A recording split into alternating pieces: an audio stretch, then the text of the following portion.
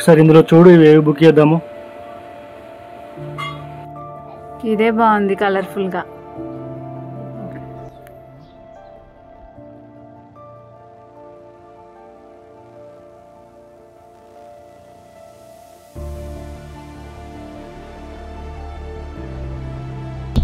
చాలా దర్శక నీళ్ళని ఖరాబ్ చేసినావు. కలర్ ఎందుకు వెళ్తావు అందులో?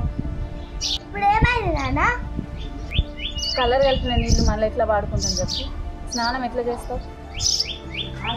నీళ్ళన్నీ ఖరాబ్ చేసినావు. మరి మీరేం చేస్తున్నానా? మేమేం చేసినవే? నోరు బాగాలేస్తుంది.